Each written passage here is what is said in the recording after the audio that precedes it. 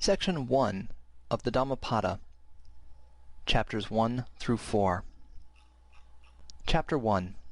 The Twin Verses. All that we are is the result of what we have thought. It is founded on our thoughts. It is made up of our thoughts. If a man speaks or acts with an evil thought, pain follows him, as the wheel follows the foot of the ox that draws the carriage. All that we are is the result of what we have thought. It is founded on our thoughts. It is made up of our thoughts.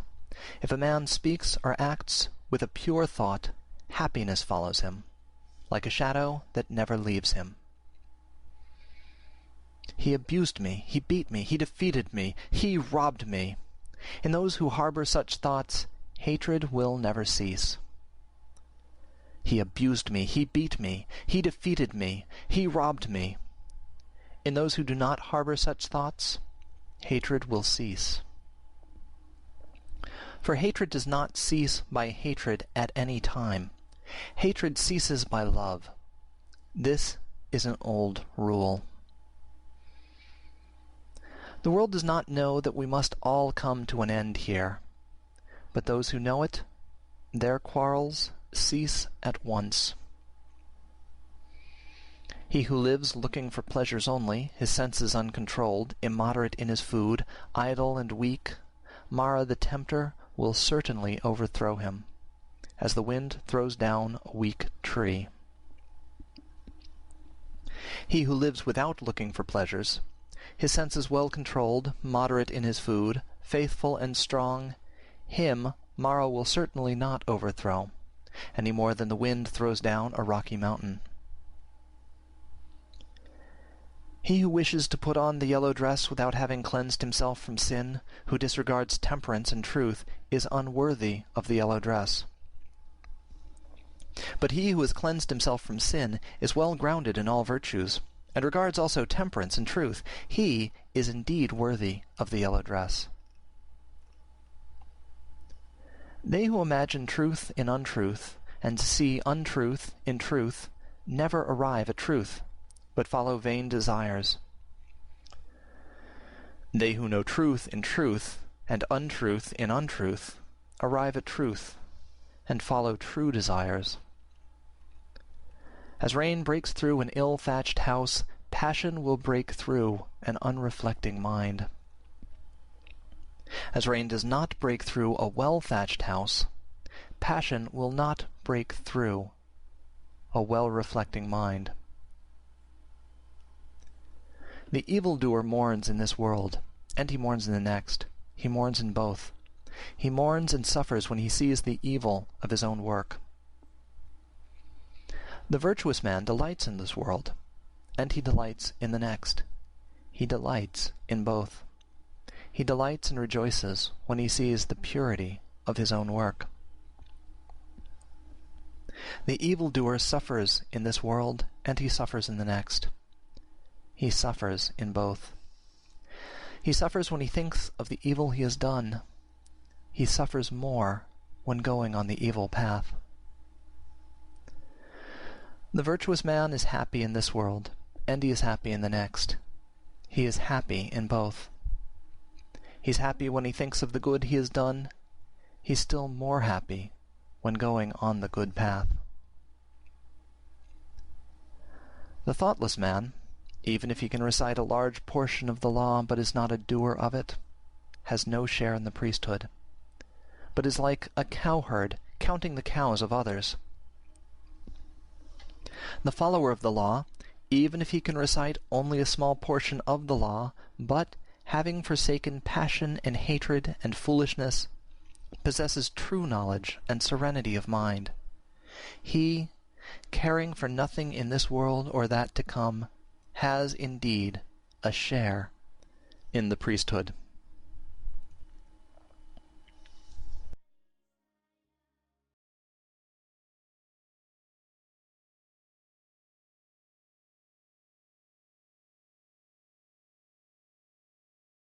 Chapter 2. On Earnestness.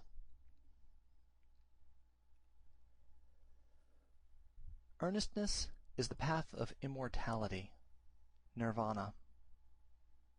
Thoughtlessness is the path of death. Those who are in earnest do not die.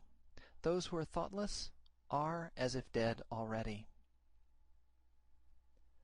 Those who are advanced in earnestness, having understood this clearly, delight in earnestness, and rejoice in the knowledge of the Aryas, the elect.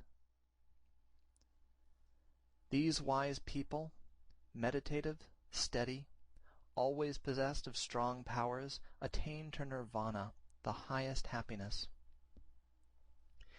If an earnest person has roused himself, if he is not forgetful, if his deeds are pure, if he acts with consideration, if he restrains himself and lives according to law, then his glory will increase. By rousing himself, by earnestness, by restraint and control, the wise man may make for himself an island which no flood can overwhelm.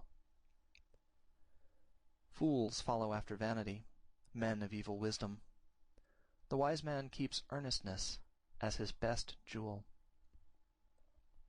Follow not after vanity, nor after the enjoyment of love and lust. He who is earnest and meditative obtains ample joy. When the learned man drives away vanity by earnestness, he, the wise, climbing the terraced heights of wisdom, looks down upon the fools. Serene he looks down upon the toiling crowd, as one that stands on a mountain looks down upon them that stand upon the plain. Earnest among the thoughtless, awake among the sleepers, the wise man advances like a racer, leaving behind the hack. By earnestness did Maghavan, Indra, rise to the lordship of the gods. People praise earnestness. Thoughtlessness is always blamed. A bhikshu, mendicant, who delights in earnestness, who looks with fear on thoughtlessness, moves about like fire, burning all his fetters, small or large. A bhikshu, or mendicant, who delights in reflection, who looks with fear on thoughtlessness, cannot fall away from his perfect state. He is close upon nirvana.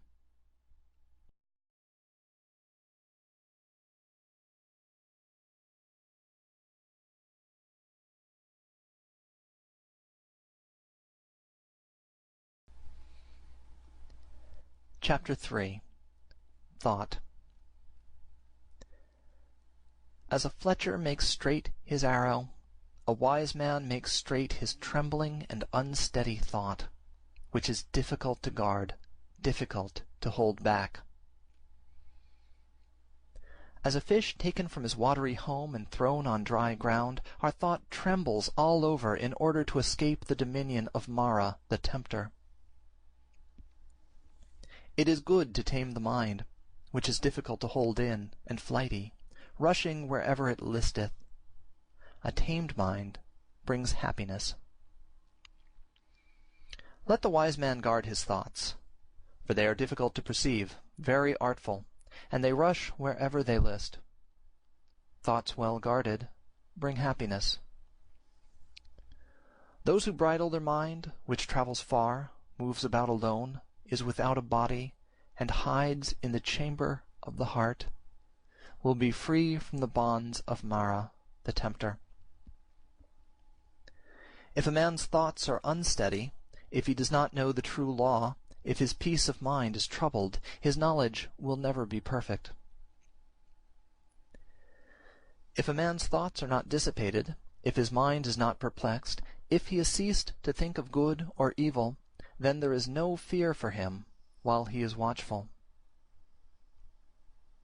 Knowing that this body is fragile like a jar, and making this thought firm like a fortress, one should attack Mara, the tempter, with the weapon of knowledge. One should watch him when conquered, and should never rest. Before long, alas, this body will lie on the earth, despised, without understanding, like a useless log. Whatever a hater may do to a hater, or an enemy to an enemy, a wrongly directed mind will do us greater mischief. Not a mother, not a father will do so much, nor any other relative. A well-directed mind will do us greater service.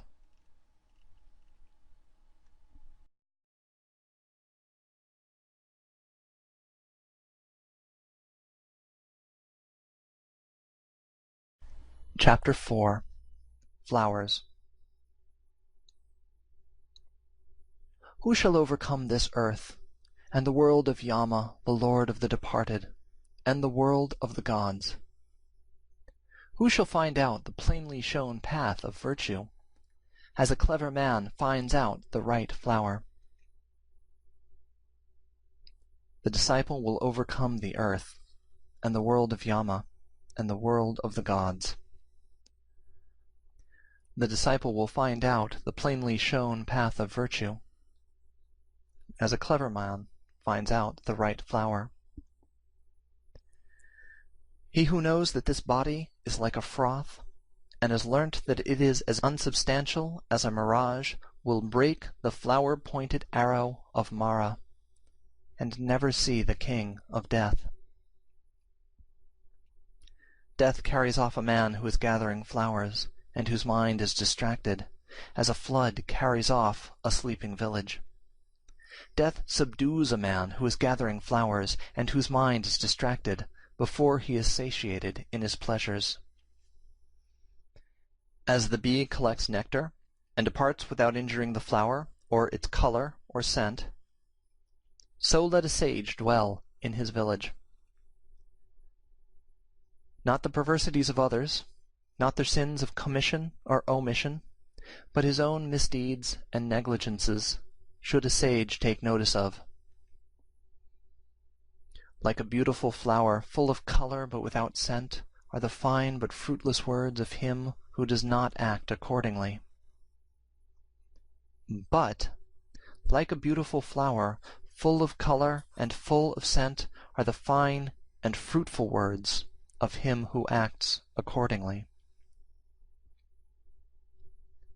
As many kinds of wreaths can be made from a heap of flowers, so many good things may be achieved by a mortal when once he is born. The scent of flowers does not travel against the wind, nor that of sandalwood, or of tagara and malika flowers, but the odor of good people travels even against the wind. A good man pervades every place. Sandalwood or tagara, a lotus flower, or a vasiki, among these sorts of perfumes, the perfume of virtue is unsurpassed. Mean is the scent that comes from tagara and sandalwood. The perfume of those who possess virtue rises up to the gods as the highest. Of the people who possess these virtues, who live without thoughtlessness, and who are emancipated through true knowledge, Mara, the tempter, never finds the way. As on a heap of rubbish cast upon the highway, the lily will grow full of sweet perfume and delight. Thus the disciple of the truly enlightened Buddha shines forth by his knowledge among those who are like rubbish, among the people that walk in darkness.